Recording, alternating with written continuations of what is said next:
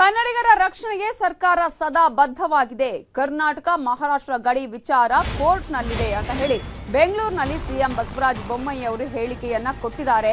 ಈಗ ಕನ್ನಡಿಗರ ರಕ್ಷಣೆಗೆ ಸಂಬಂಧಪಟ್ಟ ಹಾಗೆ ಸರ್ಕಾರ ಯಾವ ರೀತಿಯಾದಂತಹ ಒಂದು ಇಂಪ್ಯಾಕ್ಟ್ ತೆಗೆದುಕೊಳ್ಳುತ್ತೆ, ಯಾವ ರೀತಿಯಾಗಿ ಈಗ ಈ ಒಂದು ವಿವಾದವನ್ನ ಬಗೆಹರಿಸಿಕೊಳ್ಳುವಂತಹ ನಿಟ್ಟಿನಲ್ಲಿ ಪ್ರಯತ್ನಗಳನ್ನ ಮಾಡುತ್ತೆ ಅನ್ನೋದನ್ನ ನೋಡಬೇಕಾಗುತ್ತೆ. ಆದ್ರೆ ಮೊನ್ನೆ ಅಷ್ಟೇ ಹೇಳಿದ್ದಾರೆ ಸಿಎಂ ಬಸವರಾಜ ಬೊಮ್ಮಾಯಿ ಅವರು ಕೂಡ ಯಾವುದೇ ಕಾರಣಕ್ಕೂ ನಾವು ಹಿಂದೆ ಸರಿಯುವಂತಹ ಪ್ರಶ್ನೆ ಇಲ್ಲ. ಜೊತೆಗೆ ಈಗಾಗಲೇ ಯಾರ್ಯಾರು ಮಹಾರಾಷ್ಟ್ರದಿಂದ ಕರ್ನಾಟಕಕ್ಕೆ ಬರ್ತೀವಿ, ನಮ್ಮನ್ನ ಕರ್ನಾಟಕಕ್ಕೆ ಸೇರಿಸಿಕೊಳ್ಳಿ ಅಂತ ಹೇಳಿ ಜತ್ತಾ ತಾಲೂಕಿನ ಆಲ್ಮೋಸ್ಟ್ 44 ಹಳ್ಳಿಗಳ ಜನ ಕೇಳ್ತಿದ್ದಾರಲ್ಲ, ಅವರು ಅಲ್ಲದೆ ಇನ್ನೂ ಅನೇಕ ತಾಲೂಕಿನವರು ಕೇಳ್ತಾ ಇದ್ದಾರೆ. ಅವರನ್ನ ಕರ್ನಾಟಕಕ್ಕೆ ಸೇರಿಸುವಂತಹ ಪ್ರಯತ್ನವನ್ನ ಕೂಡ ಮಾಡ್ತೇವೆ ಅನ್ನುವಂತಹ ಮಾತನ್ನ ಯಾವಾಗ ಸಿಎಂ ಹೇಳಿದ್ರು ಅವತ್ತಿನಿಂದ ಈಗ ಈ ಎಲ್ಲಾ ಗಲಾಟೆಗಳು ಆರಂಭ ಆಗ್ತಾ ಇದೆ. ಆದ್ರೆ ಸಿಎಂ ಅವರ ಹೇಳಿಕೆ ಒಂದೇ, ಕನ್ನಡಿಗರ ರಕ್ಷಣೆ ನಮ್ಮ ಒಂದು ಕರ್ತವ್ಯ, ಅದು ನಾವು ಮಾಡ್ತೀವಿ ಅನ್ನುವ ಮಾತನ್ನ ಹೇಳಿದ್ದಾರೆ.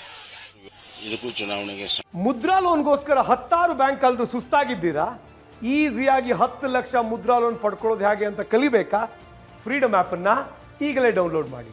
ಸಂಬಂಧ ಇಲ್ಲ, ಇದು ಬಹಳ ವರ್ಷದಿಂದ ಮಹಾರಾಷ್ಟ್ರದವರು ವಿವಾದ ಮಾಡ್ಕೊಂಡು ಬಂದಿದ್ದಾರೆ. ಕರ್ನಾಟಕದಿಂದ ವಿವಾದ ಆಗಿಲ್ಲ. ಮಹಾರಾಷ್ಟ್ರದವರ ವಿವಾದ ಇರೋದ್ರಿಂದ ಇವತ್ತು ಎರಡು ಕಡೆ ಪ್ರತಿಕ್ರಿಯೆ ಬರ್ತದೆ. ಇನ್ಫ್ಯಾಕ್ಟ್ ನಾನು ಹೇಳಿದ್ದೇನೆ, ಜನರ ಮಧ್ಯೆ ಸಾಮರಸ್ಯ ಇದೆ, ಅದನ್ನು ಕದಲುವಂಥ ಕೆಲಸ ಬೇಡ. ಮತ್ತು ಸುಪ್ರೀಂ ಕೋರ್ಟ್ನಲ್ಲಿ ಕೇಸ್ ಇರೋದ್ರಿಂದ ನಾವು ಕರ್ನಾಟಕ ಮಹಾರಾಷ್ಟ್ರ ಈ ಗಡಿ ವಿವಾದ ಪದೇ ಕೆಣಕಿ ಅದರಲ್ಲಿಗೂ ಇಲೆಕ್ಷನ್ ಹತ್ರ ಬಂದಾಗ ಕೆಲವೊಂದು ವಿಘ್ನ ಸಂತುಷ್ಟಿಗಳು ಅಂತ ನಾವು ಹೇಳ್ತೀವಿ ನಮ್ಮ ಕಡೆಯಲ್ಲಿ. ಮಹಾರಾಷ್ಟ್ರ ಅನ್ನೋದಕ್ಕಿಂತ ಮರಾಠಿ ಭಾಷಿಕರೇನು ತಾಲೂಕಿನಲ್ಲಿ ಬೆಳಗಾಂ ಜಿಲ್ಲೆಯಲ್ಲಿ ಇದ್ದಾರೆ, ಬಹಳಷ್ಟು ಅನ್ಯೋನ್ಯವಾಗಿದ್ದಾರೆ. They are very happy with Karnataka government and Karnataka government facilities. ಅವ್ರು ಯಾರು ಅಲ್ಲಿ ಹೋಗ್ತೀನಿ ಅಂತ ಹೇಳಲ್ಲ ಇಲ್ಲಿವರೆಗೆ. ಕೆಲವು ರಾಜಕೀಯ ಪಟ್ಟಬದ್ಧ ಹಿತಾಸಕ್ತಿಗಳು ಈ ರೀತಿ ಮಾಡಕ್ ಹಸ್ತಾ ಇದ್ದಾವೆ. ಇದು ನಿಂದನೀಯ ಅಂತ. ಸೊ ಗಡಿಯಲ್ಲಿ ಪ್ರತಿಭಟನೆ ನಡೆಸಲಿದೆ ಶಿವಸೇನಾ ಸದಸ್ಯರು. ಈ ಹಿನ್ನೆಲೆಯಲ್ಲಿ ಅವರನ್ನು ಅಲ್ಲೇ ತಡೆಯುವಂತಹ ಪ್ರಯತ್ನ ಕೂಡ ಮತ್ತೊಂದು ಕಡೆ ಆಗ್ತಾ ಇದೆ. ಆದ್ರೆ ಇವತ್ತು ಕರವೆಯ ಕಾರ್ಯಕರ್ತರು ಬಂದು ಇಲ್ಲಿ ಪ್ರತಿಭಟನೆ ಮಾಡೋದಕ್ಕೆ ಮುಂದಾಗಿದ್ರು. ಅದಕ್ಕಿಂತ ಮುಂಚೆನೆ ಟೋಲ್ ಗೇಟ್ ಅಲ್ಲಿ ಅವರನ್ನು ವಶಕ್ಕೆ ಪಡೆಯುವಂತಹ ಕೆಲಸ ಕೂಡ ಆಗಿದೆ. ಈಗ ಕರವೇ ನಾರಾಯಣಗೌಡ ಅವರು ಹೇಳ್ತಾ ಇದ್ದಾರೆ, ನಾವು ಇದನ್ನ ಇಲ್ಲಿಗೆ ಬಿಡೋದಿಲ್ಲ, ಯಾಕಂದ್ರೆ ಕನ್ನಡಿಗನ ರಕ್ಷಣೆ ಮಾಡುವಂತ ಕೆಲಸ ಆಗ್ಬೇಕು. ಬೆಳಗಾವಿಯವ್ರಿಗೆ ಏನ್ ಬಂದ್ರು, ಬೆಳಗಾವಿಯಲ್ಲಿ ಮರಾಠಿಗರು ಏನ್ ಮಾಡಿದ್ರು ಕೂಡ ನಡೆಯುತ್ತೆ ಅನ್ನುವಂತಹ ಪ್ರಶ್ನೆ ಇಲ್ಲಿ ಇದೆ. ಆತರ ಮಾಡೋದಕ್ಕೆ ನಾವು ಬಿಡೋದಿಲ್ಲ ಅನ್ನುವಂತಹ ಹೇಳಿಕೆಯನ್ನ ನೀಡಿದ್ದಾರೆ. ಇನ್ನು ಮಹಾರಾಷ್ಟ್ರ ಸಚಿವರು ಉದ್ದಟತನದ ಹೇಳಿಕೆಗಳನ್ನ ನಿಲ್ಲಿಸಿ, ನೋಟಿಸ್ ಉಲ್ಲಂಘಿಸಿ ಬಂದ್ರೆ ನಾವು ಕ್ರಮ ಕೈಗೊಳ್ತೇವೆ ಅಂತ ಗೃಹ ಸಚಿವ ಆರಗ ಜ್ಞಾನೇಂದ್ರ ಹೇಳಿದ್ದಾರೆ. ಕಾನೂನು ಯಾರೇ ಉಲ್ಲಂಘಿಸಿದ್ರು ಕಠಿಣ ಕ್ರಮ ಆಗತ್ತೆ ಅಂತ ಆರಗ ಜ್ಞಾನೇಂದ್ರ ಅವರು ಹೇಳಿದ್ದಾರೆ. ನಮ್ಮ ಜೊತೆ ರಾಜ್ಯದ ಗೃಹ ಸಚಿವರಾಗಿರ್ತಕ್ಕಂಥ ಆರಗ ಜ್ಞಾನೇಂದ್ರ ಅವರು ಇದ್ದಾರೆ. ಇವತ್ತು ಗೃಹ ಸಚಿವರಿಗೆ ಹೆಚ್ಚಿನ ಜವಾಬ್ದಾರಿ ಇರ್ತಕ್ಕಂಥದ್ದು. ಯಾಕಂತ ಹೇಳಿದ್ರೆ ಈಗಾಗಲೇ ನಾಡಿನ ಅಸ್ಮಿತೆ ವಿಚಾರ ಬಂದಿರುವಂಥದ್ದು. ಪಕ್ಕದ ಮಹಾರಾಷ್ಟ್ರ ಸರ್ಕಾರ ಗಡಿ ವಿಚಾರವನ್ನು ಇಟ್ಟುಕೊಂಡು ನಮ್ಮ ಕರ್ನಾಟಕದ ಗಡಿ ಭಾಗವನ್ನ, ಪ್ರದೇಶವನ್ನ ಮಹಾರಾಷ್ಟ್ರಕ್ಕೆ ಸೇರಿಸಬೇಕಂತೇಳಿ ಅಲ್ಲಿ ಅದನ್ನ ರಾಜಕೀಯ ಅಸ್ತ್ರವಾಗಿ ಪ್ರಯೋಗವನ್ನು ಮಾಡ್ತಿರುವಂಥದ್ದು.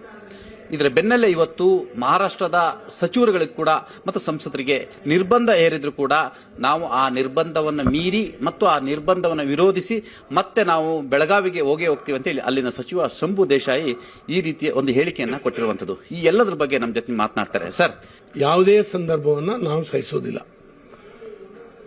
ಹಾಗಾಗಿ ಈಗಾಗಲೇ ಅವರಿಗೆ ಸೂಚನೆ ಕೊಟ್ಟಾಗಿದೆ. ನೀವು ಬರಲಿಕ್ಕೆ ಏನೂ ಅಭ್ಯಂತರ ಇಲ್ಲ, ಎಲ್ಲಿಗೆ ಬೇಕಾದ್ರೂ ಹೋಗ್ಬೋದು, ನೀವು ಬೆಂಗಳೂರಿಗೂ ಬನ್ನಿ. ಆದರೆ ಬರುವ ಸಂದರ್ಭ ಇದಲ್ಲ.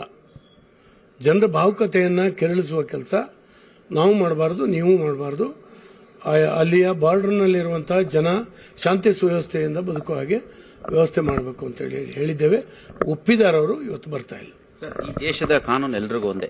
ನಿರ್ಬಂಧ ಏರಿದಿರಾ, ಇಲ್ಲಿ ಶಾಂತಿ ಸುವ್ಯವಸ್ಥೆ ಧಕ್ಕೆ ಬರುತ್ತೆ ಅಂತ ಹೇಳಿ.